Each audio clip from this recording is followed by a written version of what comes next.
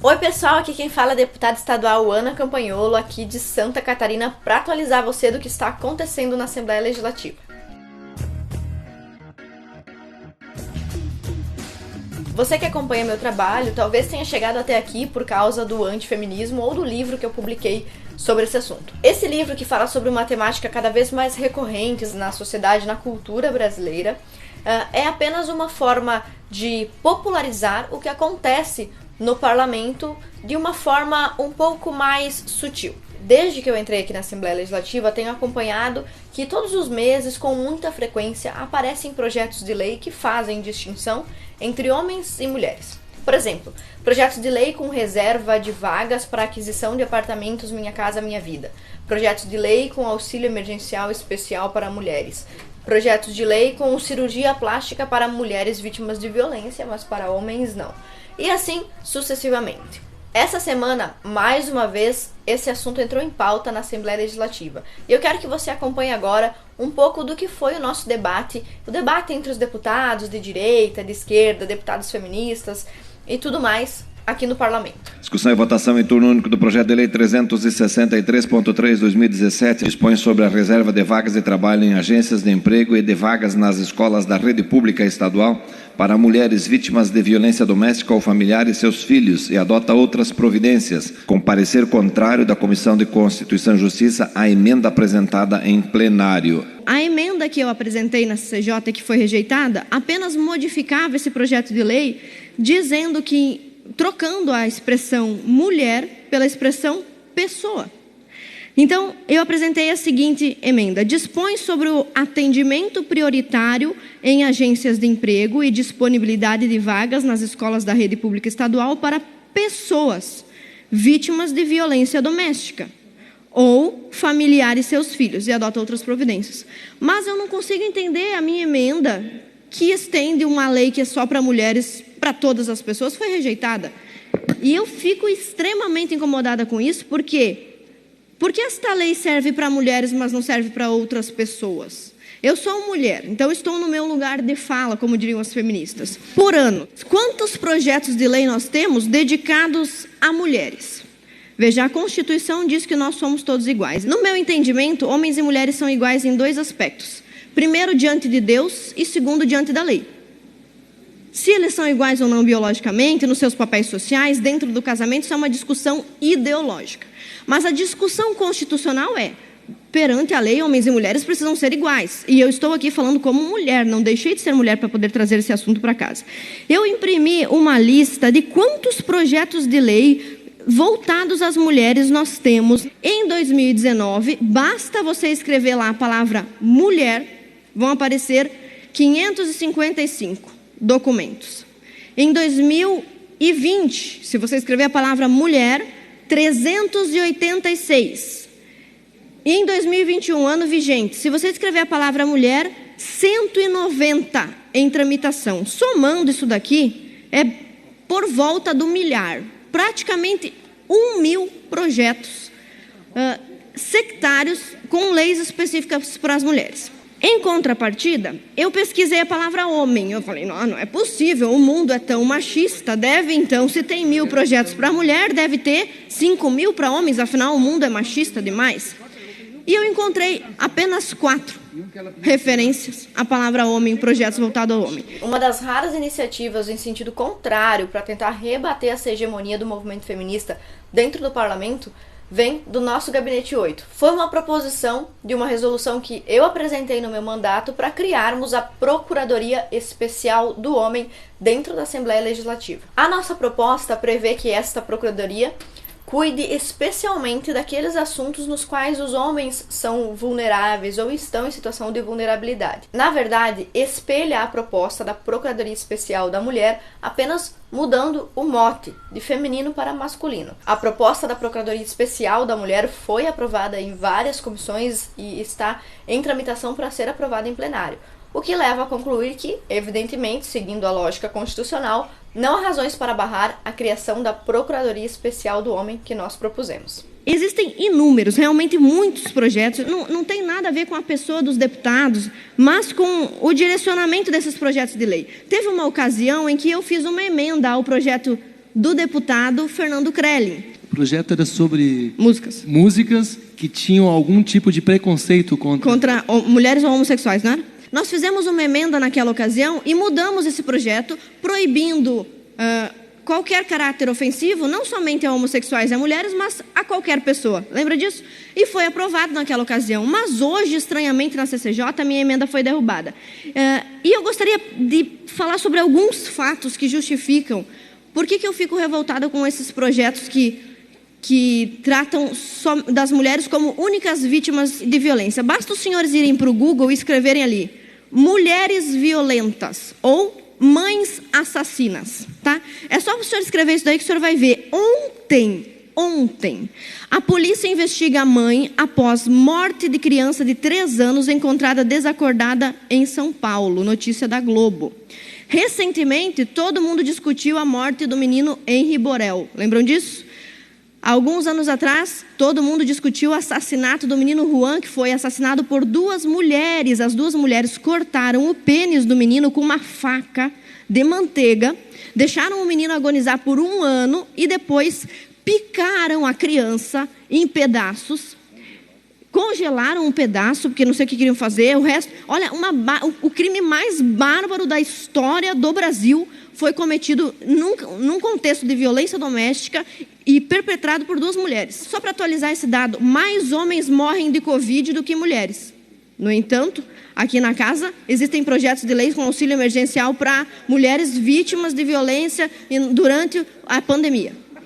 Homens constituem 80% dos moradores de rua do país.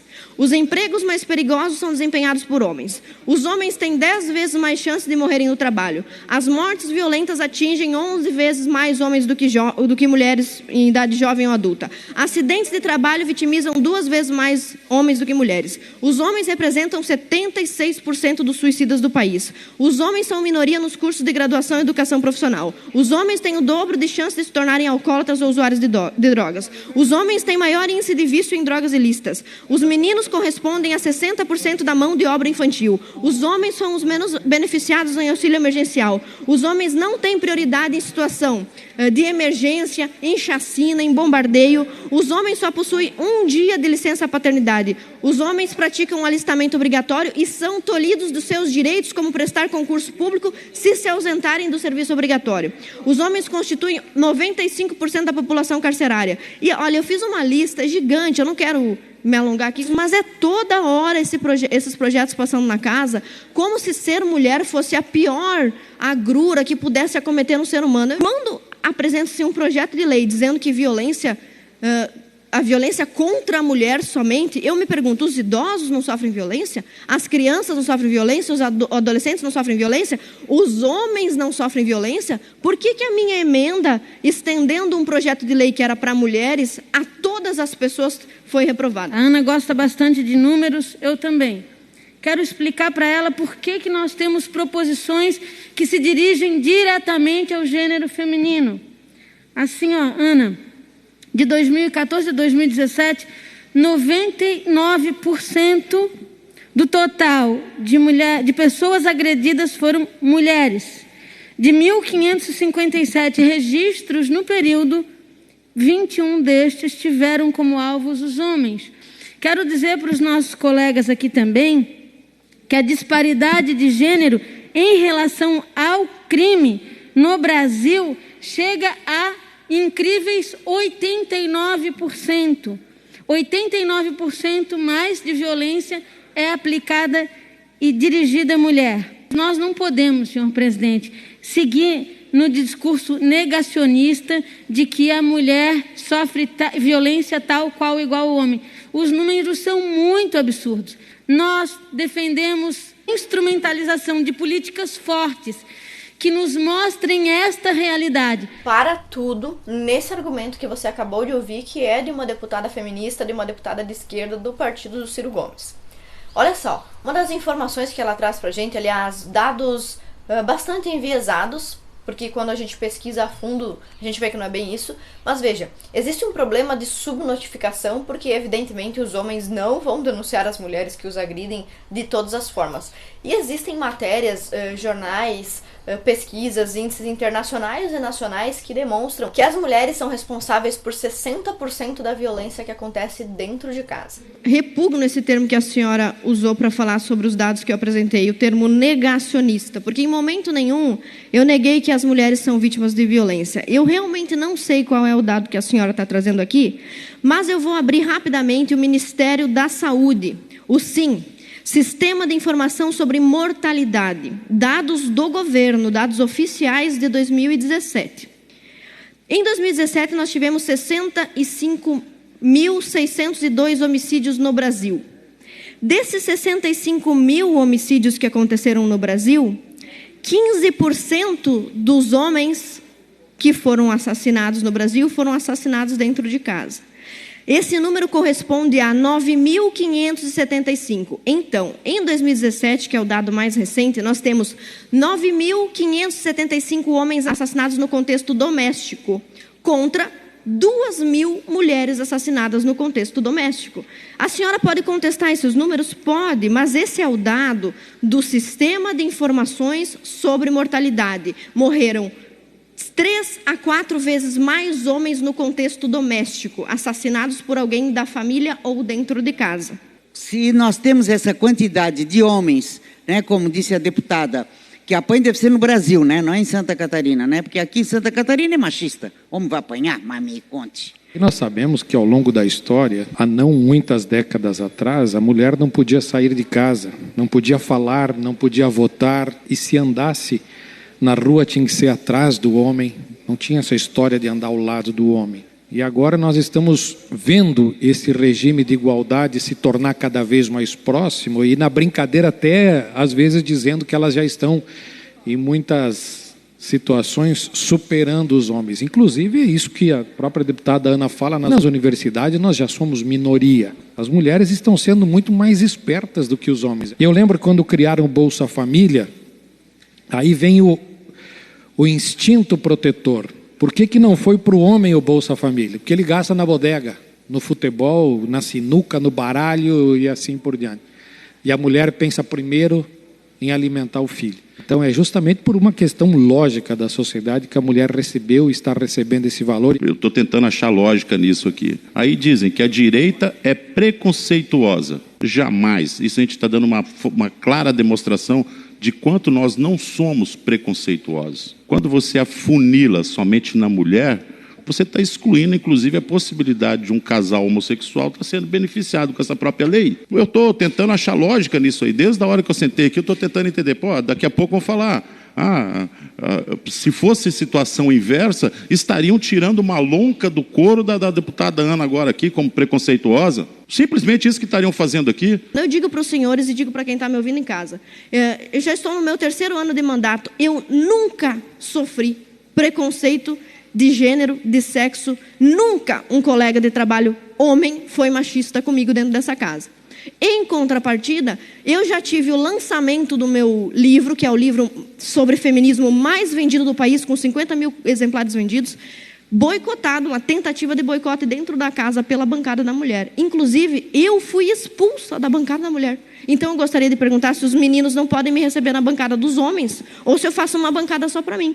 O lugar da mulher é onde ela quiser, é onde ela se sente bem, é onde ela se afia a se colocar. E a gente precisa mudar essa história de só os homens escreverem a história. Eu me lembro muito bem, deputada Ana, o que foi o motivo que a senhora saiu da bancada feminina. Nós fizemos uma reunião no gabinete da deputada Ada e a senhora colocou como tema aquele livro que nós temos divergência, mas Vossa Excelência disse na nossa frente, como as deputadas, que preferia ficar ao lado da maioria e não da minoria. E nós, mulheres, somos minoria. Eu não disse que eu gostaria de ficar do lado da maioria e as mulheres são minoria. Eu disse que política se faz com maioria. Então, você precisa conquistar o maior número de votos. E se as mulheres não ocupam espaço de liderança, isso não cabe recorrer a argumento de gênero ou não. Porque, inclusive, eu sou líder do nosso bloco. E são 9 homens liderados no bloco, e eu gostaria de orientar o voto não, inclusive aproveitando a oportunidade, e dizer que eu acompanhei muito atenta a votação do impeachment e os deputados que foram escolhidos para representar esta casa na votação do impeachment. E eu cuidadosamente comentei com o deputado Bruno na ocasião que todas as deputadas mulheres do parlamento votaram em homens para representá-las na votação do impeachment. Lembra disso, deputado Bruno? E o único deputado que votou em uma mulher foi o deputado Bruno, porque ele é sempre do contra. Então, só para esclarecer, política se faz com ideias, não com sexo ou com cromossomos XX, XY. Eu não sou mulher, Ana, não tenho meu lugar de fala, mas é que nesse momento estou me sentindo mulher, então por isso eu posso falar isso que importa. Eu acho o mérito, né, do projeto em si, a Ana já deu uma aula aqui, não vou entrar nesse detalhe, eu vou entrar no mérito técnico. Uma emenda que tira a mulher por pessoa, isso é inconstitucional, porque a CCJ a reprovou. Isso não é inconstitucional, isso não cabia à CCJ debater, isso tinha que vir para cá, aí sim.